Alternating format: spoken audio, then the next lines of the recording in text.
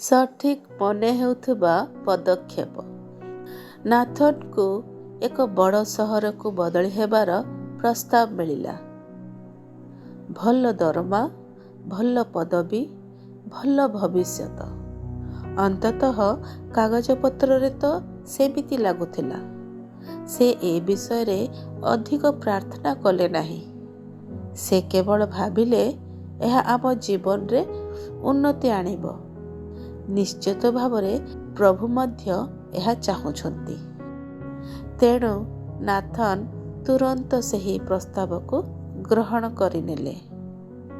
ବଦଳି ହେବା ପରେ ବାସ୍ତବତା ସାମ୍ନାକୁ ଆସିଲା। ଯାତାୟାତ ପାଇଁ ଲମ୍ବା ସମୟ, ପିଲାମାନଙ୍କ ସହିତ ସମୟ ବିତାଇବାକୁ ବହୁତ କମ୍ ସମୟ।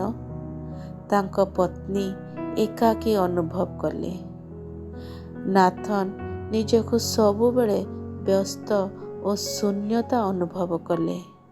ରାତିରେ ଯେତେବେଳେ ସମସ୍ତେ ଶୋଇଥିଲେ, ନାଥନ୍ ଏକାକୀ ବସି ନିଜର ବାଇବଲ ଖୋଲିଲେ।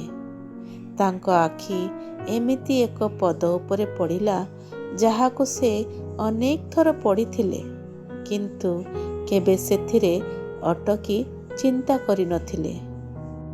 ଏ ହେତୁ ନିର୍ବୋଧ ହୁଅ ନାହିଁ, ମାତ୍ର ପ୍ରଭୁଙ୍କର ଇଚ୍ଛା କ'ଣ ତାହା ବୁଝ।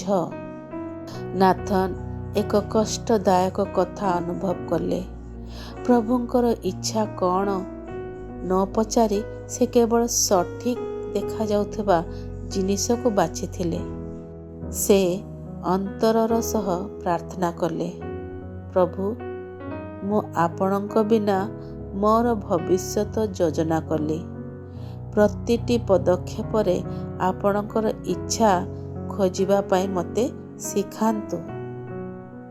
ନାଥନ୍ ରାତାରାତି ସବୁ କିଛି ବଦଳାଇ ନଥିଲେ, କିନ୍ତୁ ସେ ନିଷ୍ପତ୍ତି ପୂର୍ବରୁ ପ୍ରାର୍ଥନା କରିବା, କାମର ସୀମା ନିର୍ଦ୍ଧାରଣ କରିବା ଏବଂ ପରିବାରକୁ ପ୍ରାଥମିକତା ଦେବା ଆରମ୍ଭ କଲେ।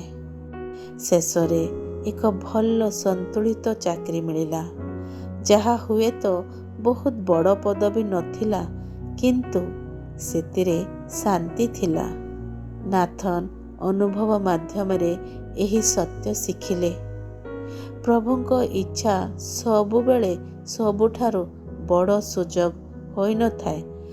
ଅନେକ ସମୟରେ ଏହା ଏମିତି ଏକ ଜିନିଷ ହୋଇଥାଏ ଯାହା ଶାନ୍ତି ଓ ସନ୍ତୋଷ ଆଣିଥାଏ।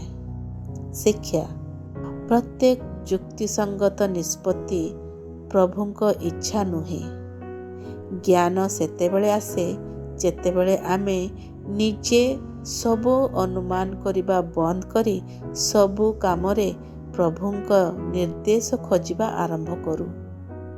ଏଣୁ ନିର୍ବୋଧ ନ ହୋଇ ପ୍ରଭୁଙ୍କର କ'ଣ ଇଚ୍ଛା ତାହା ବୁଝ। ଏଫେସୀୟ 5:17